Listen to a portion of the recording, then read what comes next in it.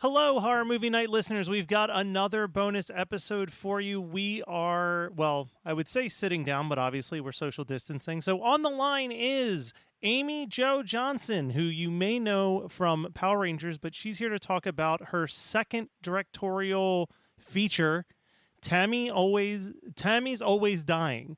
Amy, thank you so much for joining us. Thanks for having me. So I have to say, I didn't know what I was getting into when I watched this because, obviously you get an email and it says, hey, do you want to watch this movie that was directed by Amy Jo Johnson of Power Rangers and Felicity? And, just with that association, you're like, okay, well, this should be like upbeat and kind of, lighthearted. And it's a very heavy, dark comedy drama. Yeah, it is. So it's my second feature. The first one, Space Between, I wrote and directed. It's a bit lighter, but it still has that dark comedy feel. This screenplay, Tammy's Always Dying, I found when I was at the Canadian Film Center, and this writer, Joanne Sarrazin, was there in the writer's lab. I was in the director's lab, and she'd written this script, and I went to the reading of it, and I just fell in love with it for so many reasons. Joanne's sense of humor is quite wicked and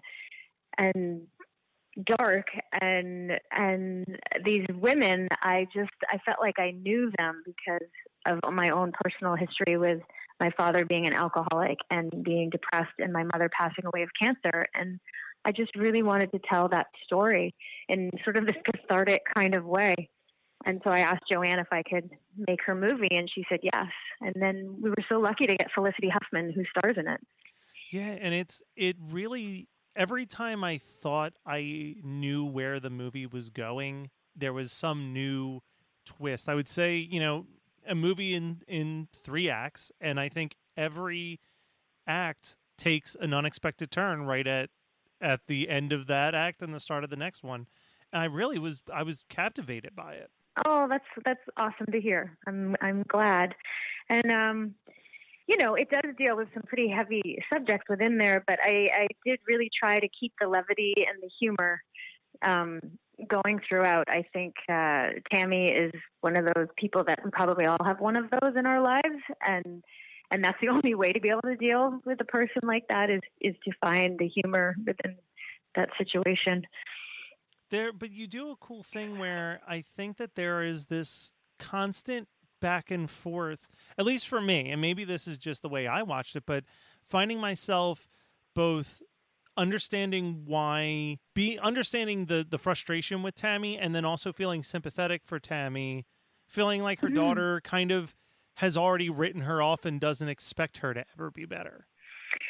Yeah, hopefully you can sort of find compassion for both of these women who are both incredibly flawed, including Kathy, the daughter. She's having an affair with a married man, but at the same time, those struggles are real, and a lot of people go through that, especially living, in basically poverty. They're not wealthy people by any means, and the struggle that they have to get through life is really real. It's ultimately, I don't want to make it sound like the movie is such a downer. To me, it's about letting go, and which ultimately it means hope for me. And that's the message that the movie is supposed to really have is, unconditional love and sacrificing for the people you love, and growing out of codependent relationships. No, 100%. The movie, I won't give away the ending, obviously, but the movie ends in the best way it could end, is what I'll say.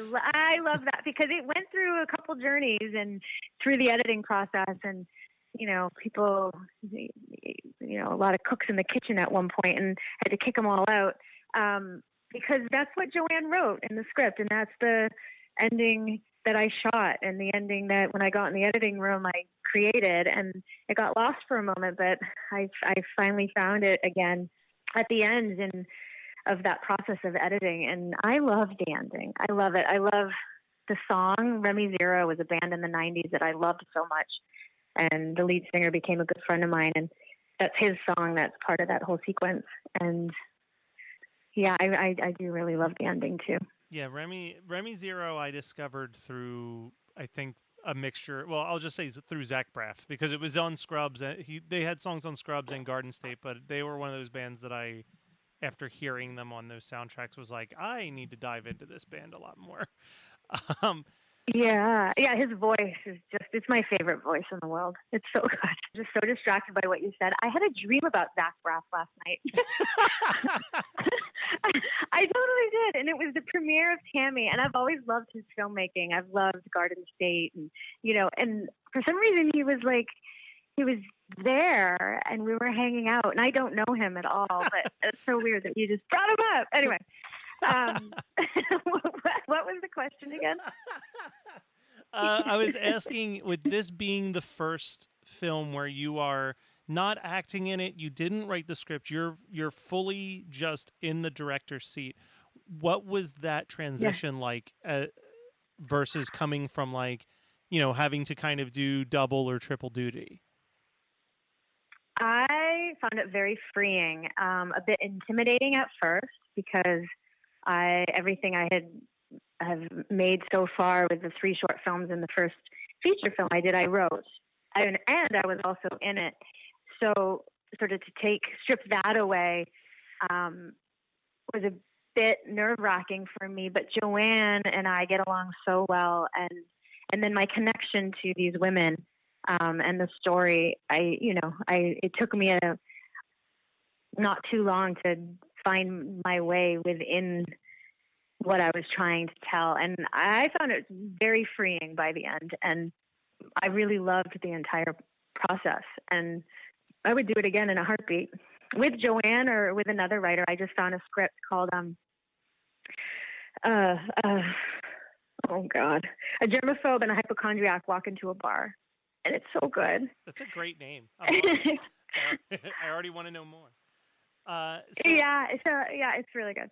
Anyway, I just optioned it, and so I'm trying to make that one right now too. Well, sending good vibes and high hopes on that. Being that we are a horror podcast, I have to ask you a question about a film that was written and directed by my friend Robert that you were in, called Cold Hearts. I had so much fun shooting that movie. Oh my gosh, we're in New Jersey for a month. Actually, I had a lot of fun shooting that movie, and it was a bit of a distraction, but my mother was actually dying at that time, and I actually had to leave for a bit and to go be with her. So it was a very hard time in my life, but it was a wonderful distraction, and I had a blast with that cast and everybody. And it was like a little dry island, and we had to go get alcohol and sneak it in. I don't know. So long ago, but it was it was a blast. Yeah, Robert was I think the first or second person I ever interviewed for a podcast, because he was just local filmmaker, and him and I have just been friends ever since. But I've seen. So, are you in Chicago? Because if I remember correctly, he was from Chicago. Or am I wrong? Outside of Philly right now. So. Oh, okay. I don't know if he lived in Chicago at the time that he made. No. It was Philly. I was just trying to place the accent. Yeah. I'm a man around the world. I've got all types of accents. But I remember Rob had a very specific accent too, which was quite thick. So I do have to tackle the fact that on this show I used to host a small segment called the Mighty Morphin Power Rangers, where I would review the original Mighty Morphin Power Rangers shows in 2-minute segments, and obviously it is a very of its time show. But do you find that it's difficult to move forward in your career with that show, or has that actually been a great foot in the door to start conversation?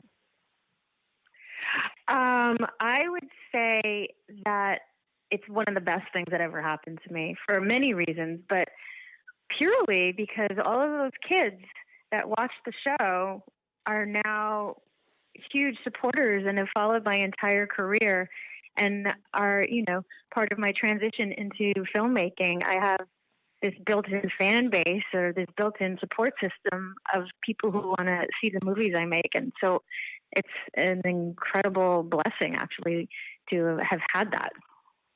And those fans are going to get a chance to see Tammy on May 1st, right? It's streaming everywhere.